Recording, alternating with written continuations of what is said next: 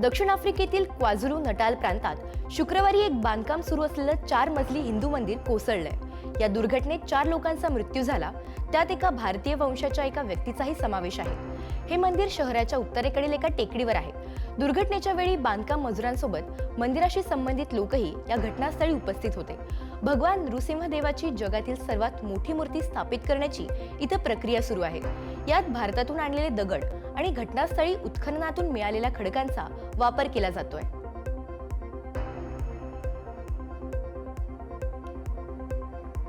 सुदानमध्ये संयुक्त राष्ट्रांच्या सुविधा केंद्रावर मोठा ड्रोन हल्ला करण्यात आलाय। यामध्ये 6 बांगलादेशी सैनिक ठार झाले असल्याचा दावा केला जातोय। संयुक्त राष्ट्राचे सरचिटणीस अँटोनियो गुटेरस यांनी मध्य प्रदेशातील कार्डोफोन येथील शांती सैनिकांच्या तळावर हा हल्ला झाल्याची माहिती दिली आहे। दरम्यान अँटोनियो गुटेरस यांनी या हल्ल्याचा तीव्र निषेध व्यक्त केलाय। या हल्ल्यासाठी जबाबदार असलेल्यांवर कारवाईची मागणी त्यांनी केली आहे। तर सुदानी सैन्यानं या हल्ल्यासाठी रॅपिड सपोर्ट फोर्सेसला जबाबदार धरलंय। मध्य सिरियातील पल्मायरा शहरात शनिवारी इस्लामिक स्टेटच्या एका हल्लेखोरानं अमेरिकन सैनिकांवर हल्ला केला। या हल्ल्यात 2 अमेरिकन सैनिक आणि 1 अमेरिकन नागरिक ठार झाले असून इतर 3 अमेरिकन सैनिक जखमी झाले आहेत। हल्ल्याच्या वेळी अमेरिकन सैनिक आयसिस विरुद्ध सुरू असलेल्या दहशतवाद विरोधी मोहिमांच्या एका बैठकीत सहभागी झाले होते, अशी माहिती समोर आली आहे। तर हल्लेखोराला घटनास्थळी उपस्थित असलेल्या सिरियन सैन्यानंही ठार केलंय।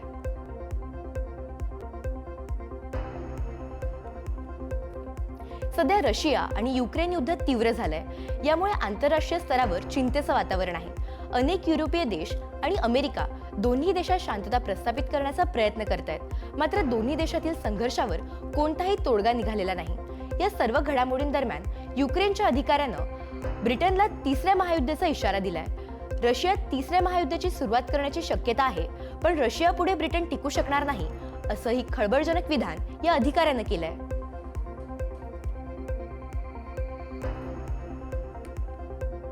अमेरिकेनंतर आता मेक्सिकोनं देखील भारतातून आयात होणाऱ्या निवडक वस्तूंवर 50% टॅरिफ लादण्याची घोषणा केली आहे। भारताने या निर्णयाला एकतर्फी आणि जागतिक व्यापार नियमांशी विसंगत म्हणून टीका केली आहे। या करारामुळे ऑटो पार्ट्स, हलकी वाहनं, कपडे, स्टील, प्लास्टिक, फर्निचर, शूज आणि सौंदर्य प्रसाधनं यांसारख्या अनेक भारतीय उत्पादनांना मोठा फटका बसणार आहे। हा निर्णय 1 जानेवारी 2026 पासून लागू होणार असून याचा थेट परिणाम भारतीय निर्यातदारांवर आणि व्यापार संबंधांवर होणार आहे।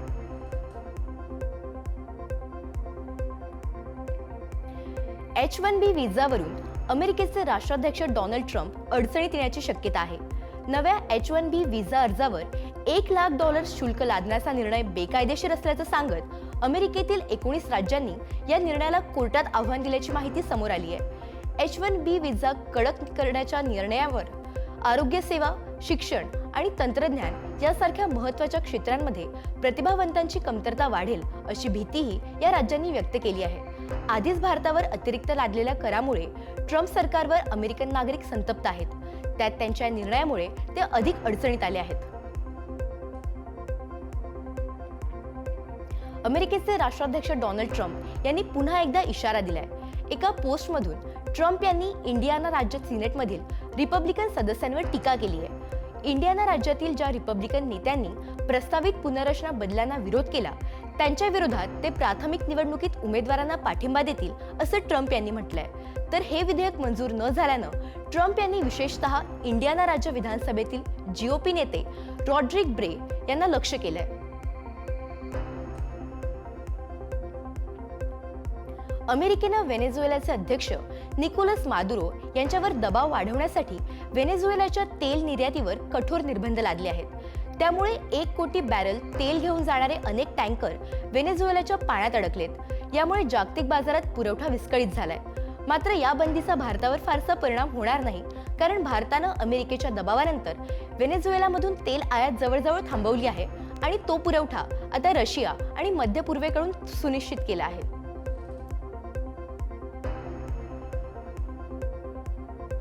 नेपाळमधील आंदोलन अंतर्गत बंडाळीचे परिणाम नसून त्यामागे काही परदेशी शक्तींचा हात आहे, असं नेपाळचे माजी पंतप्रधान KP ओली यांनी म्हटलंय। नेपाळचे माजी पंतप्रधान KP शर्मा ओली यांनी एका भव्य रॅलीत भारतावर थेट निशाणा साधलाय। त्यांनी घेतलेल्या भूमिकांमुळे आणि त्यांच्या धोरणांमुळे काही शक्तींना त्यांचे सरकार पसंत नव्हतं, अशी अप्रत्यक्ष टीका केपी ओली यांनी केली आहे. यासह त्यांनी जेनझी आणि अंतरिम सरकारवरही टीका केली आहे. देशात सध्या निष्पक्ष निवडणुका घेण्यासारखं वातावरण नाही, असंही ते म्हणाले आहेत. पाकिस्तानमधील लष्कर-ए-तोयबाचा कमांडर हाफिज अब्दुल रौफनं भारताच्या विरोधात चिथावणीखोर विधान केलंय. आम्ही दिल्लीला वधू बनवू, असं विधान कमांडर हाफिज रौफनं केलंय. हा व्हिडिओ नोव्हेंबरमधील असला तरी तो सध्या सोशल मीडियावर प्रचंड व्हायरल होतोय. आम्ही एक दिवस दिल्लीला वधू बनवू आणि हे होऊनच राहील. आम्ही एक दिवस ही व्यवस्था बदलू आणि या देशात शरियाचं राज्य आणू, असं गंभीर वक्तव्य अब्दुल रौफनं केलंय. ऑपरेशन सिंदूर नंतर भारत पुढील 50 वर्षे पाकिस्तानवर हल्ला करण्याची हिंमत करणार नाही, असं पोकळ विधानही रौफनं केलंय.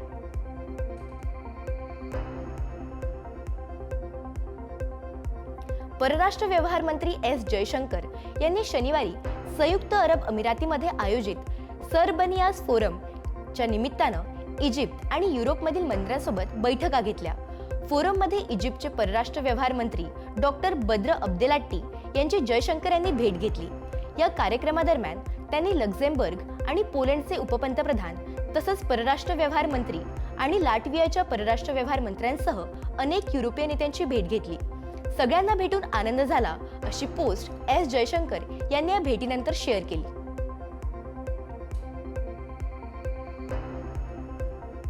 एलॉन मस्क यांची कंपनी स्पेसएक्सनं शेअर बाजारात IPO आणण्याचं निश्चित केलंय.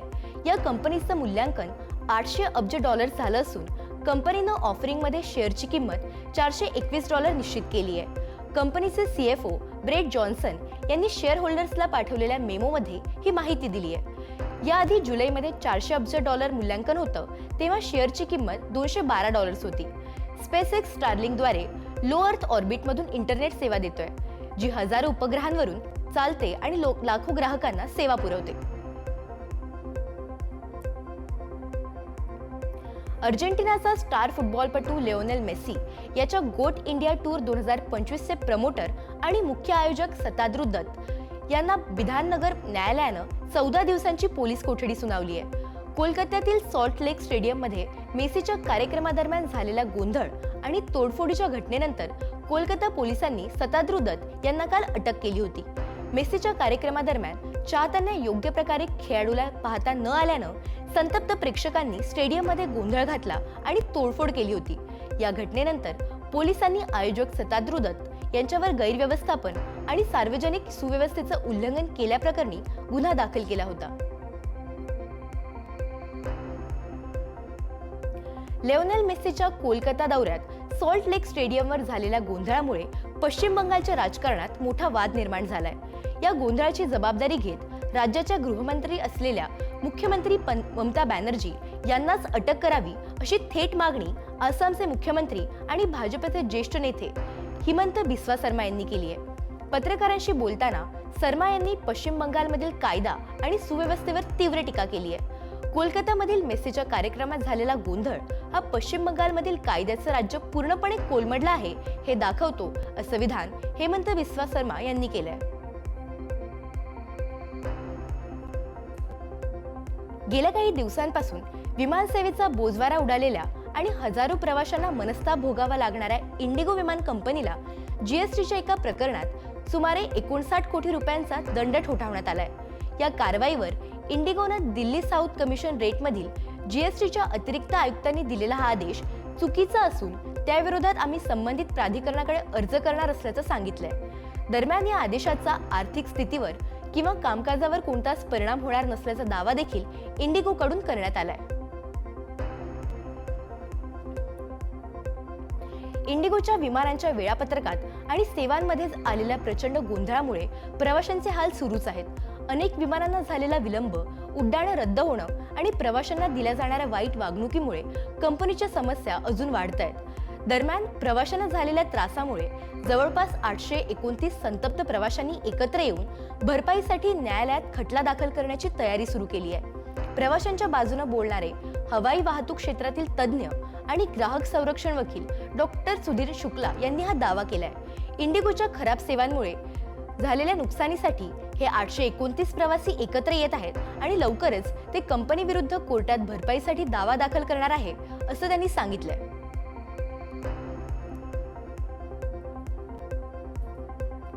नितीन नबीन यांची भाजपचे नवे राष्ट्रीय कार्यकारी अध्यक्ष म्हणून नियुक्ती करण्यात आली आहे. नितीन नबीन हे बिहार सरकारमध्ये रस्ते निर्माण मंत्री आहेत. भाजपच्या संसदीय बोर्डाकडून त्यांची नियुक्ती करण्यात आली आहे. बांकीपूर विधानसभा मतदारसंघातून नितीन नबीन 5 वेळा आमदार म्हणून निवडून आले आहेत. वरिष्ठ भाजप नेते नबीन किशोर सिन्हा यांचे नितीन नबीन हे पुत्र आहेत. तसंच छत्तीसगड भाजपचे ते प्रभारी आहेत.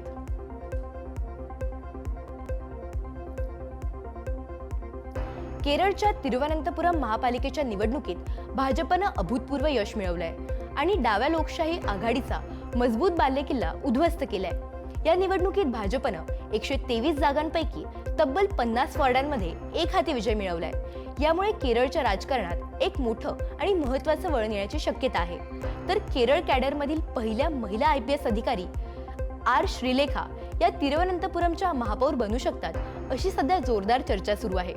तिरुवनंतपुरम शहरात डाव्या पक्षाचा मजबूत बालेकिल्ला असून इथं भाजप एका मोठ्या राजकीय खेळीच्या तयारीत असल्याचंही आता मानलं जात आहे. लोकसभेतील विरोधी पक्षनेते आणि काँग्रेस खासदार राहुल गांधी यांनी दिल्लीतल्या रामलीला मैदानात वोट चोर गद्दी छोड नावाची रॅली आयोजित केली होती. या रॅलीमध्ये काँग्रेसचे राष्ट्रीय अध्यक्ष मल्लिकार्जुन खरगे, प्रियंका गांधी, मनीष तिवारी यांच्यासह अनेक नेत्यांचा समावेश होता. या रॅलीत बोलत असताना राहुल गांधींनी भाजपवर आणि केंद्रीय गृहमंत्री अमित शहा यांच्यावर जोरदार टीका केली. तसंच सरसंघचालक मोहन भागवत यांच्यावरही राहुल गांधींनी टीका केली. सत्य हा आपल्या विचारांचा आधार आहे, तर सत्ता हा संघाचा विचार आहे, असा घणाघात राहुल गांधींनी यावेळी केला. 2023च्या कर्नाटक विधानसभा निवडणुकीदरम्यान आळंद मतदारसंघात घडलेल्या कथित मतचोरी प्रकरणात विशेष तपास पथकानं मोठी कारवाई केली आहे. भाजपचे माजी आमदार सुभाष गुत्तेदार, त्यांचा मुलगा आणि अन्य 5 जणांविरोधात न्यायालयात आरोपपत्र दाखल करण्यात आलंय. यादीतून 5,994 मतदारांची नावं बेकायदा वगळल्याचा आरोप त्यांच्यावर आहे. मतदारांची नावं कशी हटवली गेली याची सविस्तर माहिती आरोपपत्रात देण्यात आली आहे. ऑनलाईन गुंतवणूक, कर्ज आणि नोकरीचा आमिष दाखवून देशभरातील हजारो नागरिकांची फसवणूक करणाऱ्या एका मोठ्या सायबर फ्रॉड नेटवर्कचा CBIनं पर्दाफाश केलाय. हे सायबर फ्रॉड नेटवर्क देशातील अनेक राज्यांमध्ये सक्रिय होतं. या नेटवर्कच्या माध्यमातून देश-विदेशात हजारो कोटींपेक्षा अधिक रकमेची हेराफेरी झाल्याचं तपासात उघड झालंय. या प्रकरणात CBIनं 17 आरोपींविरोधात आरोपपत्र दाखल केलं असून त्यात 4 परदेशी नागरिकांचाही समावेश आहे. तसंच 58 कंपन्यांवर कठोर कारवाई करण्यात आली आहे.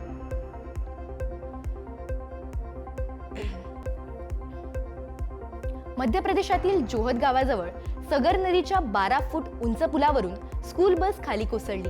ही बस बहादूरपूर येथील उच्च माध्यमिक शाळेतील विद्यार्थी आणि शिक्षकांना साची येथे सहलीसाठी घेऊन जात होती.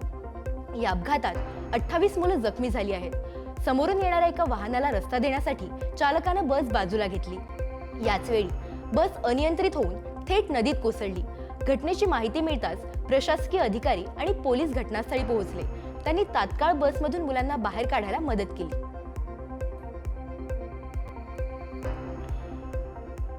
गुजरातमधील बनासकांठा जिल्ह्यातील पडलिया गावात एक धक्कादायक घटना घडली आहे. इथं शनिवारी दुपारी सर्वे करण्यासाठी गेलेल्या वन आणि महसूल विभागाचे अधिकारी आणि पोलिसांवर सुमारे 500 जणांच्या जमावानं हल्ला केला. या हल्ल्यात 47 अधिकारी जखमी झाले आहेत. तर जखमी झालेल्या अधिकाऱ्यांना रुग्णालयात दाखल करण्यात आलंय. सध्या सर्व जखमींची प्रकृती स्थिर आहे. दरम्यान जमावानं अधिकाऱ्यांवर हा हल्ला का केला याचं कारण अस्पष्टच आहे.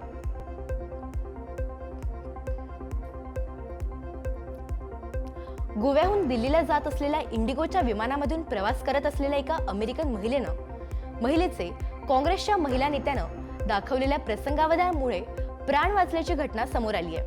डॉक्टर अंजली निंबाळकर असे प्रसंगावधान दाखवून वेळीच मदत करणाऱ्या काँग्रेसच्या महिला नेत्याचं नाव आहे. विमानानं उड्डाण केल्यानंतर 10 मिनिटांनी जेनी नावाच्या एका 34 वर्षीय अमेरिकन महिलेला अस्वस्थ वाटू लागलं. अचानक तिची प्रकृती बिघडू लागली आणि काही मिनिटातच ती बेशुद्ध होऊन खाली कोसळली. त्यानंतर डॉक्टर निंबाळकर यांनी त्या अमेरिकन महिलेची स्थिती पाहिली आणि त्वरित त्यांना CPR देण्यास सुरुवात केली. अखेर खूप प्रयत्नानंतर ती महिला शुद्धीवर आली. भारताला कर्नाटकात भूगर्भात दडलेला एक मोठा खजिना सापडलाय. कर्नाटकच्या कोप्पल आणि रायचूर जिल्ह्यातील आरक्षित वनक्षेत्रात सोन्याचा प्रचंड मोठा साठा आणि बॅटरीसाठी महत्त्वाचे असलेले लिथियमचे अंश सापडल्याची माहिती समोर आली आहे. महत्त्वाचं म्हणजे कोप्पल जिल्ह्यातील अमरापूर ब्लॉकमध्ये सापडलेल्या सोन्याचा ग्रेड प्रति टन 12 ते 14 ग्रॅम इतका उच्च आहे. कोप्पल सोबतच रायचूर जिल्ह्यातील अमृतेश्वर ब्लॉकमध्ये लिथियमचे अंश पेगमाटाइट खडकांमध्ये आढळले आहेत. यामुळे लिथियम साठ्याच्या राज्याच्या यादीत आता जम्मू काश्मीर आणि छत्तीसगड सोबत कर्नाटकचाही समावेश झाला आहे. राज्याच्या खाण आणि भूविज्ञान विभागानं नोव्हेंबर 2025 मध्ये 65 ब्लॉकमध्ये केलेल्या सर्वेक्षणातून ही माहिती समोर आली आहे.